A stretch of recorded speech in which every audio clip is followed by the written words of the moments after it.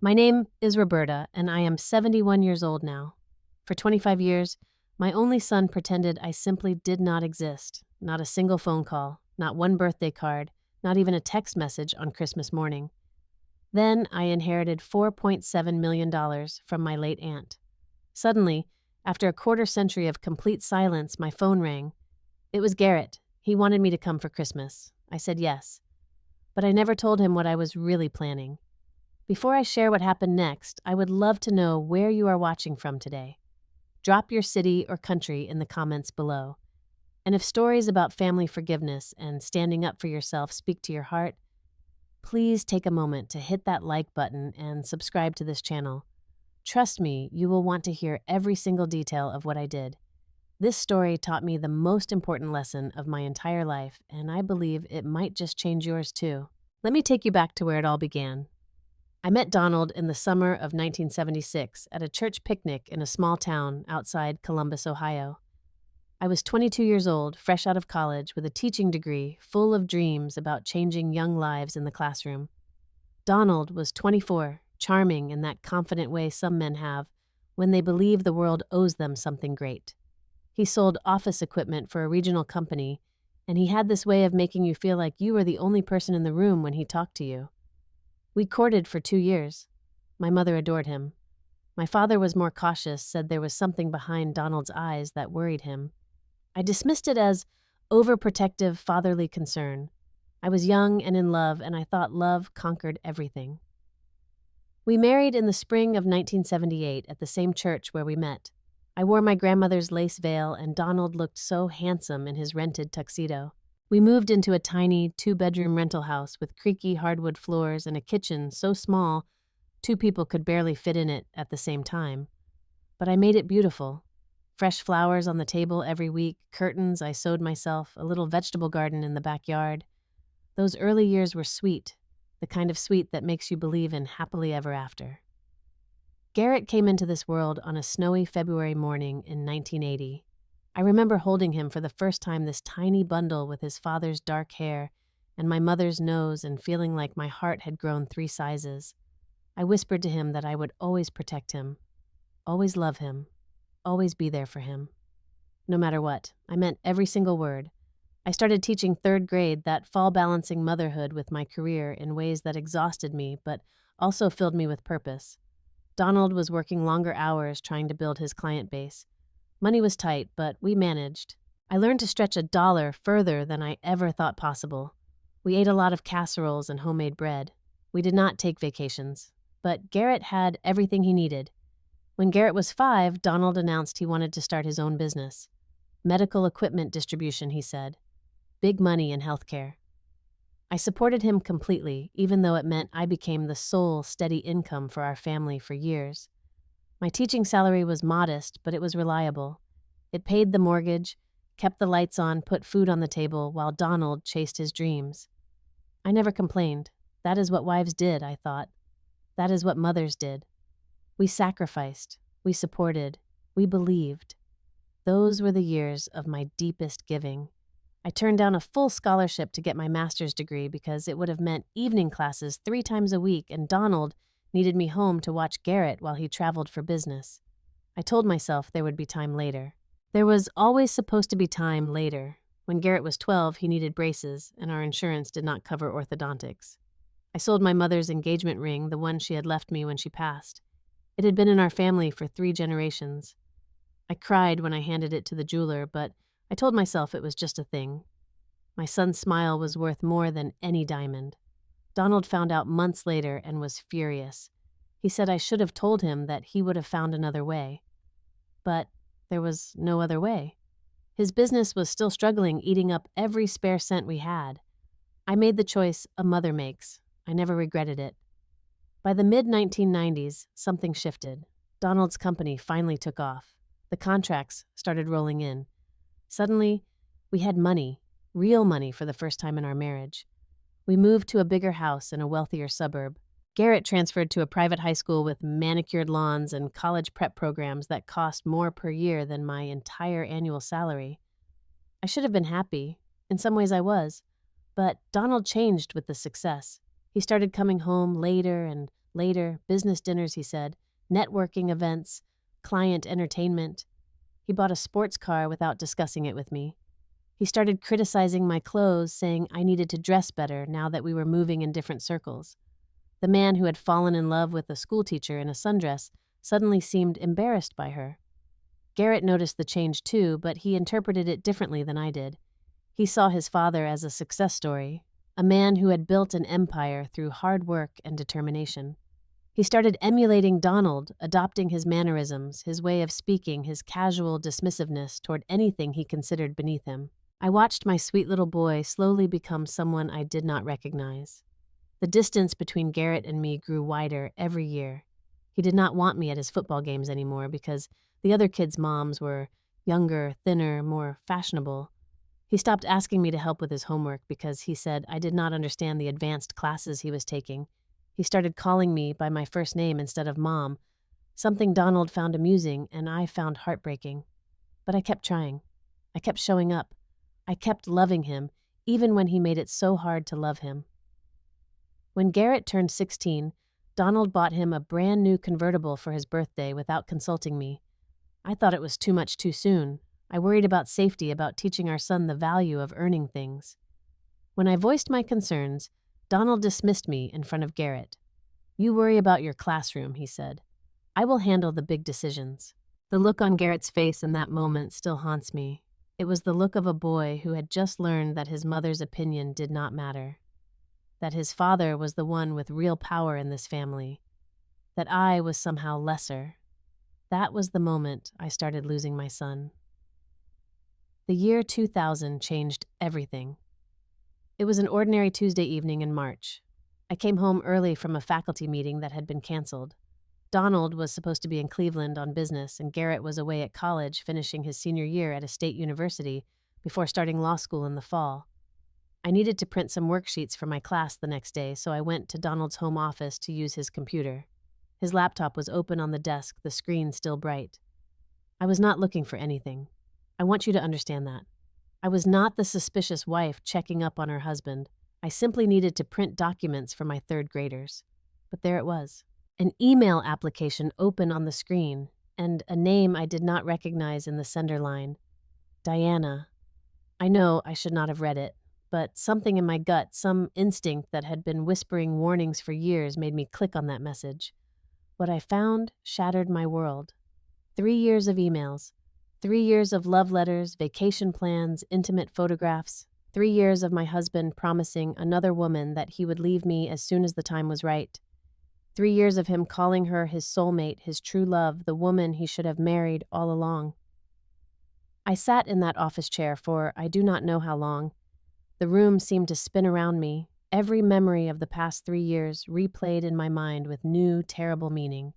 Every business trip, every late night, every time he said he was too tired or too busy. I printed every single email, 47 pages of betrayal. Then I waited. When Donald came home 2 days later, I confronted him with the evidence. I did not yell. I did not cry. I simply placed the stack of printed emails on the kitchen table and asked him to explain. He did not even try to deny it. "You stopped being the woman I married," he said, as if that justified everything. As if his infidelity was somehow my fault for aging, for being tired after decades of supporting him, for being a schoolteacher instead of a society wife. I told him I wanted a divorce. He laughed. Actually laughed. He said his lawyers would destroy me in court. He said I would end up with nothing. He said no judge would side with a middle-aged teacher over a successful businessman. I did not care about the money. I never had. I just wanted my dignity back. What I did not expect was what came next. Donald insisted we tell Garrett together. He wanted to control the narrative, though I did not understand that at the time. We called our son and asked him to come home that weekend. We said it was important family business. Garrett arrived on Saturday morning already annoyed at being pulled away from his friends and his life. He sat in the living room looking at us with impatience, waiting to hear whatever this important news was so he could leave again. Donald spoke first. He told Garrett that we were getting divorced.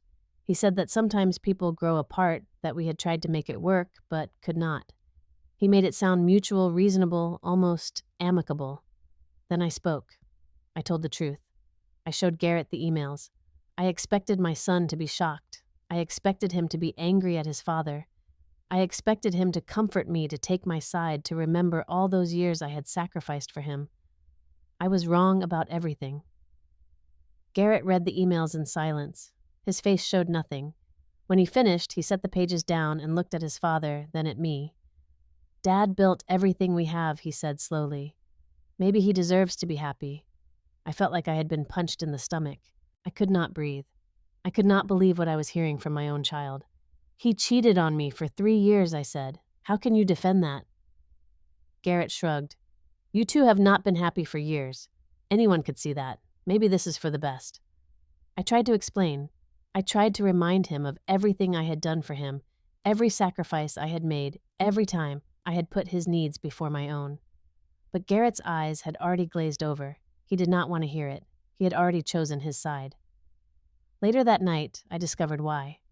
I was in the hallway outside Garrett's old bedroom when I heard him on the phone with a friend. The door was slightly open, and his voice carried clearly. "Dad has the money," he was saying. "Mom is just a schoolteacher. It is not a hard choice."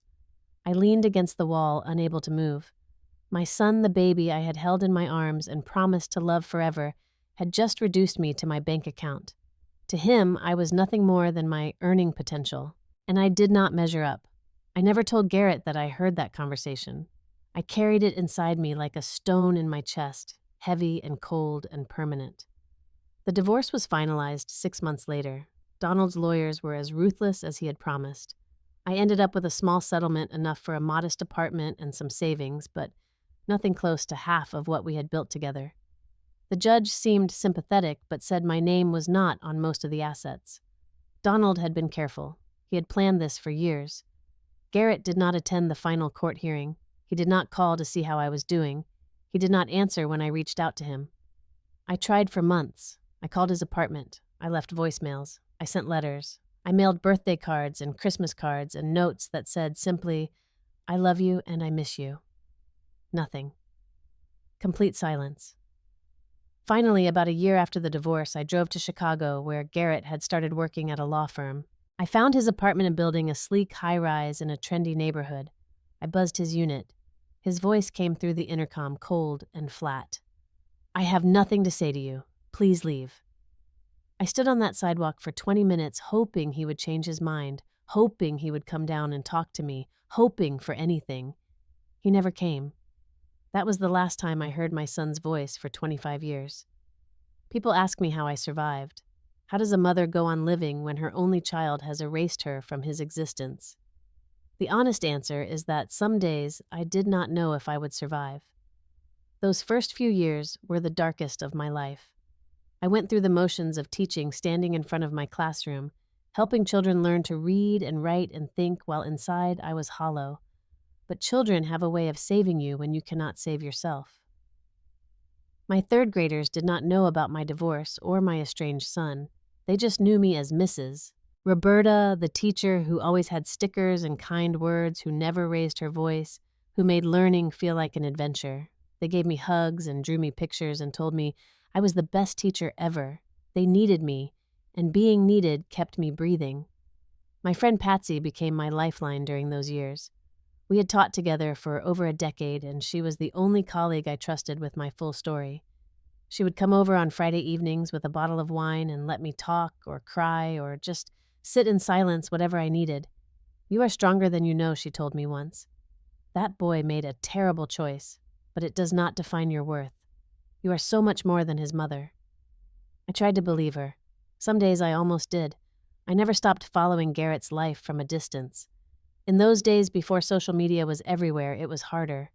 I searched for his name in legal publications, found mentions of cases he worked on, tracked his career as best I could. When Facebook became popular, I created an account just to find him. His profile was mostly private, but I could see enough. I saw when he married a woman named Priscilla in 2005. I saw photos of their wedding, a lavish affair at a country club, my son in a tuxedo, smiling at a bride I had never met. I was not invited. Of course I was not invited. I saw when Madison and Mason were born in 2009. Twin babies, a boy and a girl, my grandchildren. I stared at those photos for hours, trying to see myself in their faces, wondering if they even knew I existed. 2 years later, there was Lily, another grandchild I would never hold. Every birthday, I bought gifts. I never sent them. I kept them in a closet in my apartment, wrapped and labeled a shrine to relationships I did not have. Every Christmas, I wrote cards that went into a drawer. Every Mother's Day, I waited for a call that never came. This went on for years, a decade, 15 years, 2 decades. Somewhere around year 10, I stopped crying about it every day. Around year 15, I could go weeks without the crushing weight of grief. By year 20, I had built something like a life small and quiet, but mine. I retired from teaching at 65 after 38 years in the classroom. The school threw me a party, and former students came from all over the country. Doctors and lawyers and teachers and artists, people whose lives I had touched when they were 8 years old. They hugged me and thanked me and told me I had made a difference. One woman, now a pediatrician in her 40s, pulled me aside. She said I was the reason she believed she could become a doctor. She said I told her she was smart enough to do anything when no one else believed in her. She cried when she thanked me. I realized that night that I had raised thousands of children in my career. Not my own blood, but children I had nurtured and encouraged and loved in my own way. Maybe that was my real legacy. Maybe that was enough. I moved into a small apartment near downtown Columbus after I retired. 1 bedroom, a little balcony overlooking a park, simple and clean and peaceful. I filled it with books and plants and photographs of my students over the years. I started volunteering at the local library, reading to children on Saturday mornings. I made friends with my neighbor Jerome, a kind widower who would invite me over for coffee and conversation. Life was not what I had imagined it would be, but it was life. I was surviving. Then everything changed again. My Aunt Eugenia was my mother's older sister, a woman who had lived her entire life on her own terms. She never married, never had children, worked as an accountant for a large shipping company for 40 years. She was practical and sharp and unsentimental, the kind of woman who balanced her checkbook to the penny and kept her opinions to herself. Growing up, I saw Aunt Eugenia maybe once or twice a year. She was always pleasant but distant, the relative who sent cards with money instead of visiting for holidays. I did not think we were particularly close. That changed after my divorce.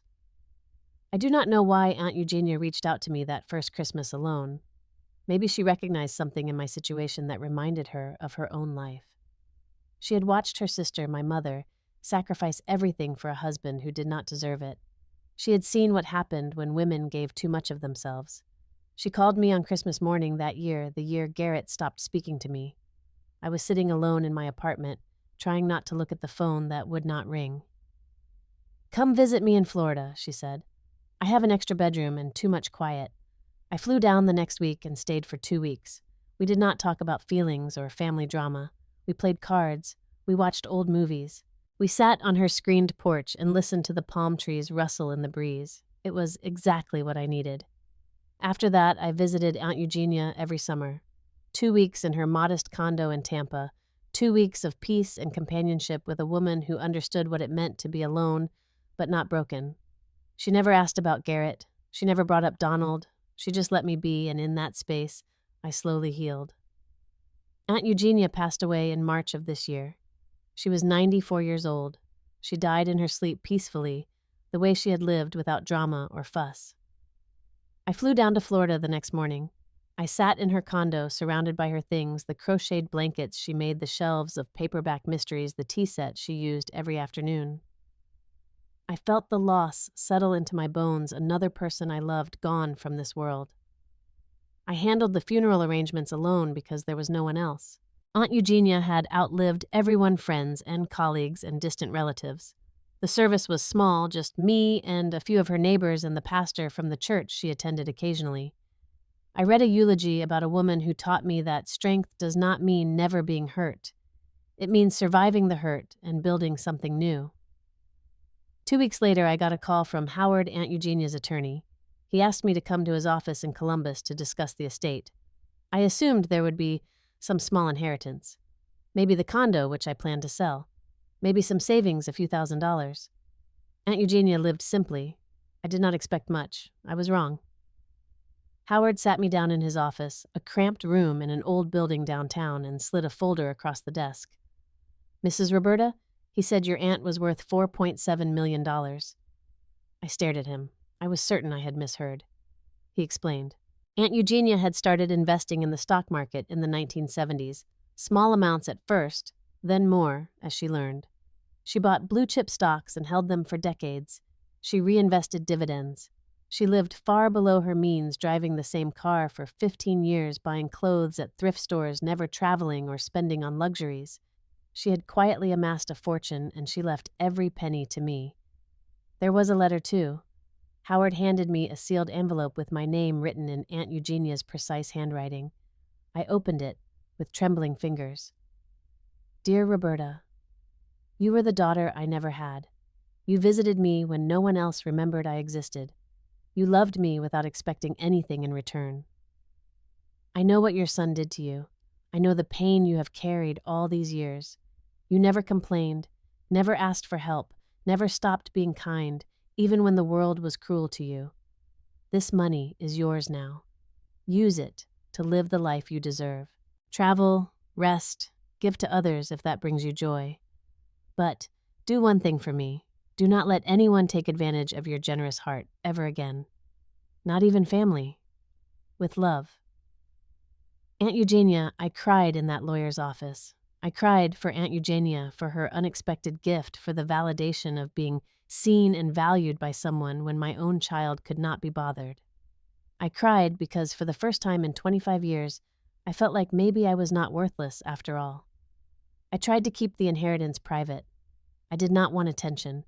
I did not want people treating me differently because of money I had never earned. But secrets have a way of escaping. One of Aunt Eugenia's neighbors in Florida mentioned it to someone who mentioned it to someone else. Within weeks, I started getting calls from distant relatives I had not heard from in decades, cousins I forgot existed, people who suddenly wanted to reconnect, to share memories, to catch up on lost time. I declined all of them politely. I knew what they really wanted. Patsy was the only person I told directly. We sat on her back porch one evening, and I showed her the letter from Aunt Eugenia. She cried too. You deserve this, she said. Every penny, after everything you have been through. Then she got very serious. She looked me in the eye and said something I will never forget. Watch out, Roberta. Money brings out the worst in people, even people who are supposed to love you. I nodded, thinking she meant the distant relatives. I had no idea how prophetic her words would turn out to be. November came cold and gray that year. I was in my apartment reading a novel by the window when my phone rang. The number was from Chicago, an area code I had memorized years ago, even though no one from there ever called. I almost did not answer. Some part of me knew somehow that this call would change everything. But I picked up. Mom. One word, one syllable. A voice I had not heard in 25 years but would recognize anywhere. It is me, Garrett. I could not speak. My throat closed up completely. I gripped the phone so hard my fingers went white. He kept talking, filling the silence I could not fill. He said he knew it had been a long time. He said he had been thinking about me. He said he heard about Aunt Eugenia. He was sorry for my loss. He knew. Of course he knew. The news had reached him somehow. I finally found my voice. It came out as a whisper. What do you want, Garrett? He paused, and in that pause, I heard everything. The calculation. The rehearsed words, the careful performance of a son who had not cared for a quarter century, suddenly pretending he did. I want to make things right, he said. Priscilla and I have been talking. We want you to come for Christmas. The kids would love to meet their grandmother. The kids, my grandchildren, Madison and Mason, who would be 16 now, Lily, who would be 11, children. I had never held, never read stories to, never watched blow-out birthday candles. He was using them, using the grandchildren I had dreamed about for years to get to me now that I had money. I knew exactly what was happening. I was not naive anymore. But I also knew something else. I had waited 25 years for this phone call, not for the reconciliation he was pretending to offer, for the opportunity to look my son in the eye and tell him what I really thought. I said yes. I told him I would love to come for Christmas. He sounded relieved, almost giddy. He gave me details about flights, about their house, about how excited everyone was. He promised to pick me up from the airport himself. I wrote everything down with a steady hand.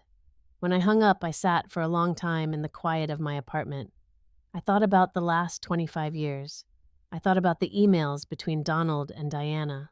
I thought about Garrett's voice through that intercom telling me to leave. I thought about all the birthday gifts in my closet, never sent, never opened. Then I thought about Aunt Eugenia's letter. Do not let anyone take advantage of your generous heart ever again. I picked up the phone and made another call, this one to my financial advisor. I had a plan. The morning of December 23rd, I boarded a plane to Chicago. I packed light. One suitcase with enough clothes for a few days. The letter from Aunt Eugenia folded carefully in my purse. A small gift for each grandchild, nothing extravagant, just thoughtful. And a manila envelope containing documents that would determine how this visit ended. The flight was smooth. I sat in first class, something I had never done before. The extra legroom and complimentary champagne felt strange, like wearing someone else's clothes. I was still Roberta, the schoolteacher in my heart, still the woman who stretched every dollar and darned her own socks. But I was also someone new now, someone with power I had never had before. Garrett was waiting at the arrivals gate. I saw him before he saw me, and I stopped walking just to look at him. He was 47 years old. His hair had thinned and grayed at the temples. He had gained weight around the middle. He wore an expensive coat and polished shoes, but there was something tired in his posture, something defeated in the way he held himself. This was not the confident young man who had chosen his father over me. This was someone who had been worn down by life, by disappointments, by the weight of choices made long ago. He spotted me and smiled. It was a smile I remembered from his childhood, the one he used when he wanted something. "Mom," he said, opening his arms. I let him hug me. His embrace was stiff and brief, more performance than affection. I hugged him back the same way. "You look wonderful," he said. "Florida must agree with you." "I do not live in Florida," I said. "I live in Ohio. I have for 30 years. A flicker of something crossed his face. Embarrassment, maybe. He did not even know where I lived. Right. Of course." He picked up my suitcase. "Let us get you home. Priscilla cannot wait to meet you." Priscilla was waiting in the passenger seat of a large SUV. She got out when we approached, all smiles and air kisses. She was beautiful in that polished, manufactured way, perfect hair and perfect makeup and designer clothes. "Roberta," she gushed, "we are so thrilled you could come. The children have heard so much about you."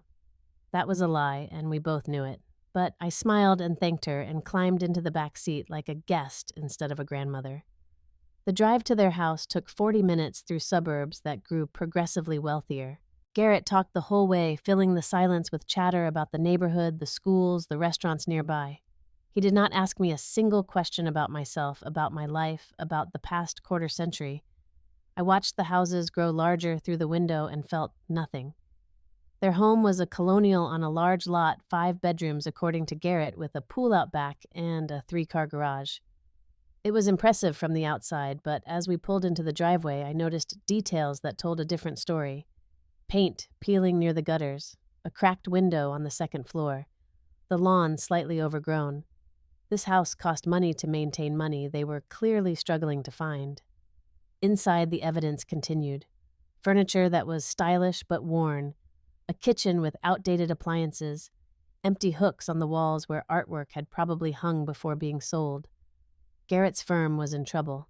I had suspected as much, but seeing it confirmed made something harden inside me. The children were in the living room. Madison and Mason, the twins, looked up from their phones with practiced disinterest. They were 16 that age when parents and grandparents are embarrassing interruptions to more important social connections. "Hey," Madison said flatly. "Hi," Mason echoed. Neither of them stood up. Neither of them hugged me. They looked at me like I was a stranger who had wandered in off the street, which I suppose I was. But then Lily appeared. 11 years old, with curious eyes and a gap-toothed smile. She walked right up to me and stuck out her hand. "I am Lily," she said. "Are you really our grandma?" I shook her small hand. "I am. It is so nice to finally meet you. Why have you never visited before?" I heard Priscilla's sharp intake of breath. Garrett made a noise in his throat. But I just looked at this child, this honest, innocent child, and told her the truth. Sometimes I said life gets in the way, but I am here now." Lily smiled, satisfied with that answer, and asked if I wanted to see her room. I said yes, and she took my hand and led me up the stairs while the adults exchanged nervous glances behind us. That first evening was a careful dance of avoidance. We ate dinner together, takeout Chinese that Priscilla apologized for because she had not had time to cook. The conversation stayed on safe topics: school, weather, the upcoming holiday. No one mentioned the 25 years. No one mentioned Aunt Eugenia. No one mentioned money. But it was there, the elephant in every room. I could see it in the way Garrett watched me calculating, in the way Priscilla's smile never quite reached her eyes, in the forced cheerfulness that coated everything like a thin layer of frost. After dinner, I pleaded exhaustion from traveling and went to the guest room early. I needed time to think, to prepare, because I knew what was coming. And I was ready. Christmas Eve morning, I woke early and found Lily already awake, sitting on the stairs in her pajamas. She asked if I would help her make pancakes. She said her mom usually slept late and her dad left early for the office, even on holidays. I spent the next hour in that kitchen with my granddaughter, teaching her how to crack eggs and measure flour and flip pancakes without splattering batter everywhere. She laughed when the first one came out shaped like a blob, and I laughed with her. This, I thought, this is what I missed. Madison and Mason drifted down, eventually drawn by the smell of food. They ate silently, still absorbed in their phones, but Mason mumbled thanks when I handed him a plate. It was not much, but it was something. Priscilla appeared around 10, wrapped in a silk robe, and looked surprised to find breakfast already made. Garrett came down shortly after in his workout clothes, sweating from the home gym in the basement. We spent the day in that peculiar state of holiday limbo, everyone present but not quite connected. I played board games with Lily. I tried to engage the twins in conversation and received monosyllabic answers. I helped Priscilla arrange appetizers for the evening, though she hovered nearby as if I might contaminate her kitchen with my presence. The Christmas Eve dinner was more formal, a catered meal that must have cost a small fortune. Beef tenderloin and roasted vegetables and an elaborate dessert. Priscilla made a point of mentioning the caterer, a popular chef in the area. I wondered how they paid for it, or if they had.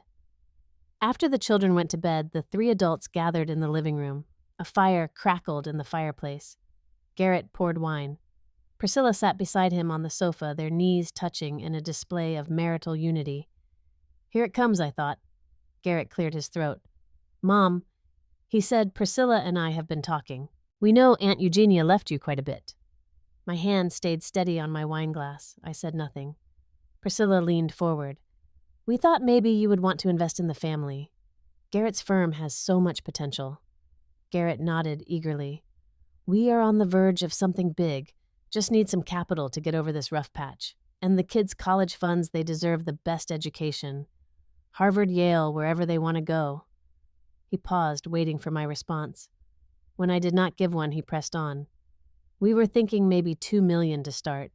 You would still have plenty left, and you would be investing in your grandchildren's future. There it was, 25 years of silence, and this was why he had called.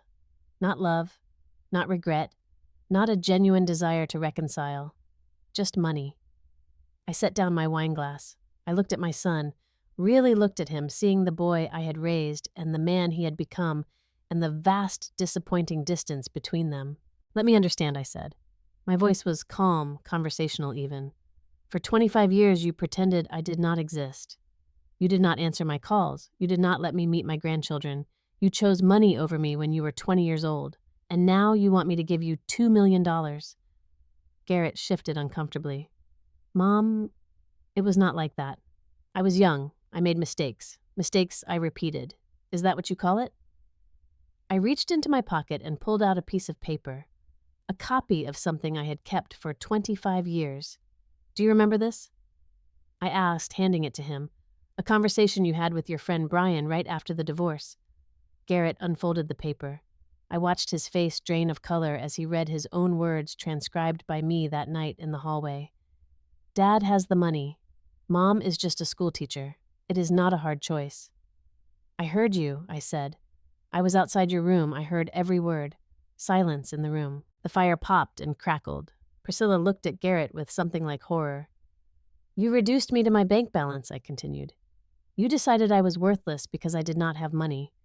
And now that I do have money, suddenly, I am worth talking to again. Suddenly, you want to be a family." Garrett's mouth opened and closed. He looked like a fish gasping for air. "Mom, I was 20. I did not know any better. You were old enough to know right from wrong. You just chose wrong." I stood up. I was not finished.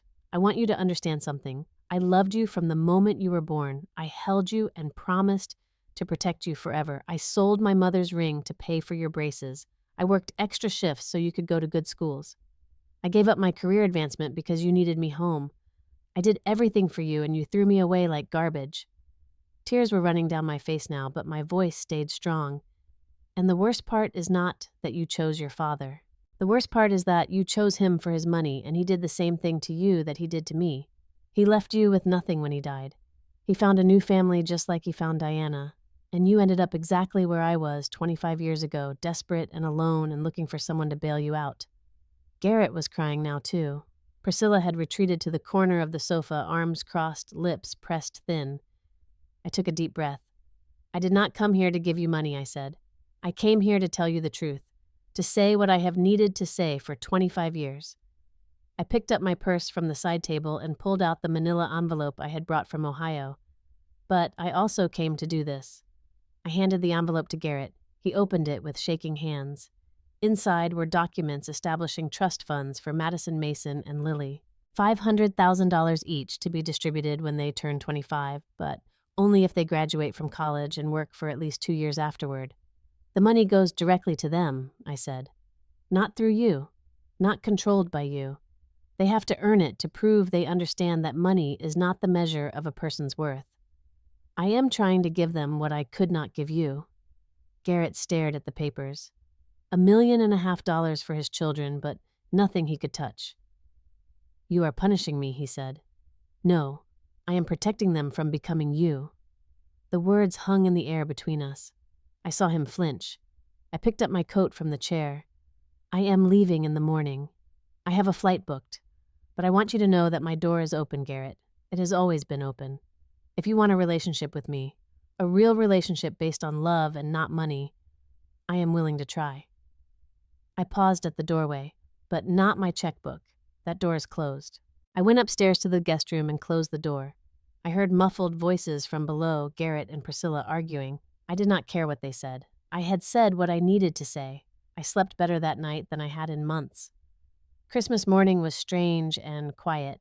I came downstairs early again and found Lily waiting for me. She asked why everyone seemed upset. I told her that sometimes grown-ups have complicated feelings, but everything would be okay. We opened presents together as a family. The children seemed pleased with what I had brought them. Madison actually smiled when she unwrapped the vintage journal I had found filled with beautiful blank pages for her writing. Mason thanked me genuinely for the limited edition sneakers I had asked Jerome to help me pick out. Lily hugged me tight when she opened the art supplies, professional grade pastels, and sketchbooks. Garrett and Priscilla were subdued. They exchanged gifts with each other and the children, but there was none of the festive energy you expect on Christmas morning. The revelation from the night before hung over everything like fog. After breakfast, I announced I would be leaving for the airport. Garrett followed me to the guest room while I packed. He stood in the doorway looking lost younger somehow than his 47 years. "Mom," he said, "I am sorry. I know that does not fix anything, but I am sorry." I folded a sweater into my suitcase. "I know you are. The question is what you are going to do about it. What do you want me to do?" I stopped packing and looked at him. "I want you to think about the choices you have made. I want you to think about the kind of father you are being to those children. I want you to ask yourself if you are teaching them that love is conditional, that people only matter if they have something to give." He was crying again. "Dad messed me up. He made me think that success was everything that money was, how you measured a person. I know. I was married to him for 22 years. I know exactly what he was like." I zipped my suitcase and stood up. "But you are not a child anymore, Garrett. You cannot blame your father forever. At some point, you have to decide who you want to be." He nodded, wiping his eyes. "Will I see you again?" I looked at my son, this man I had loved and lost and was trying to find again. "That depends on you." Call me. Not when you want something, not when you need money. Just call me because I am your mother and you miss me. Start there. We will see what happens." I hugged him. It was still awkward, but it was real, not a performance for anyone else. Just a mother and her son standing in the wreckage of 25 years and wondering if anything could grow there. Lily ran up as I was leaving and threw her arms around my waist. "Will you come back, Grandma? Will you visit again?" I knelt down to her level. "I would love that, sweetheart. Maybe you could come visit me in Ohio sometime. I will teach you how to make the pancakes even better." She beamed. "I would like that." I kissed her forehead and walked out to the taxi waiting in the driveway. I did not look back at the house. I did not need to. I knew what I was leaving behind, and more importantly, I knew what I was carrying forward. The flight home was peaceful. I watched the clouds drift past my window and thought about Aunt Eugenia, about the gift she had given me that went far beyond money. She had given me permission to value myself. She had reminded me that I deserved to be treated with respect, even by my own child. Back in Columbus, Jerome picked me up from the airport. He did not ask questions, just made sure I got home safely and offered to bring over dinner later if I needed company. I spent that first evening home looking through the album of photos I had kept, the pictures of Garrett from birth to adulthood, the milestones I had witnessed, and the ones I had only seen on Facebook. I let myself grieve, really grieve for the relationship I had wanted and the one I actually had. Then I closed the album and put it away. In the months that followed, things slowly shifted. Garrett called, not every week, but regularly. We talked about small things at first, the weather, his work. Something funny Lily had said. Nothing deep, nothing healing, just two people learning how to speak to each other again. Madison texted me once to thank me for the journal. Mason sent a picture of himself wearing the sneakers at a basketball game. Lily and I started video chatting on Sunday afternoons, and she would show me her drawings, while I told her stories about teaching. These were small connections, fragile and new. I did not know if they would last. I did not know if Garrett and I would ever truly reconcile, if he would ever understand what he had taken from both of us with his choices. But for the first time in 25 years, there was possibility. I used some of my inheritance to establish a scholarship fund in Aunt Eugenia's name. Every year, 3 high school seniors from low-income families would receive money for college, enough to change their lives the way teaching had changed mine. The first recipients were honored at a ceremony that spring. I stood at the podium looking at 3 nervous, hopeful teenagers and their proud families. I told them about my aunt, about her quiet generosity, about how she believed that helping others was the truest measure of success. I told them that money is just a tool. What matters is how you use it, who you become with it, whether you let it build you up or tear you down. I thought about Garrett as I spoke. I thought about Donald. I thought about all the people who measure worth in dollars and miss the things that actually matter. I donated to a literacy program at the local library. I set up a fund for teachers' classroom supplies, remembering all the years I had spent my own meager salary on markers and books and snacks for hungry children. I gave anonymously, mostly not wanting recognition, just wanting to help. And I kept some for myself too, not much, but enough to live comfortably, enough to travel when I wanted, enough to feel secure in a way I never had before. Aunt Eugenia would have approved. These days I sit on my balcony most mornings and watch the sun rise over the park. I drink my coffee and think about the strange path my life has taken, a marriage that ended in betrayal, a son who abandoned me and then came back not quite repentant, but maybe starting to understand. Grandchildren I am slowly getting to know. A fortune I never expected and still do not quite believe is real. I am 71 years old. I have more past than future now, and I am at peace with that. I learned that love without boundaries is not love at all. It is erasure. It is letting people use you up until there is nothing left. I gave too much for too long to people who did not value the gift. I learned that forgiveness is not a single moment, but a practice, something you have to choose over and over again. I am not sure I have forgiven Garrett yet. Some days I think I have. Other days the old pain rises up and surprises me with its sharpness. But I am trying. That is all any of us can do. I learned that family is not just blood. It is the people who show up, who see you, who love you, not for what you can give them, but for who you are. Patsy is my family. Jerome is my family. My former students who still send cards at Christmas are my family. Aunt Eugenia, gone now but never forgotten, was more family to me than my own son for a quarter century. And I learned that it is never too late to start over, never too late to set boundaries, never too late to demand respect, never too late to say no. My son ignored me for 25 years until I came into money. Then he invited me for Christmas. I said yes, but I never gave him what he expected. I gave him something better. I gave him the truth, and I gave myself permission to be valued. Now I want to hear from you. Have you ever had to set boundaries with family members who only came around when they needed something? How did you handle it? Drop your story in the comments below. I read every single one, and I believe we can all learn from each other's experiences. If this story touched your heart, please hit that like button. It helps more people find these stories and feel less alone in their struggles. Subscribe to this channel if you want more real stories about family resilience and finding your worth. And share this with someone who might need to hear it today. You never know who in your life is struggling with the same pain.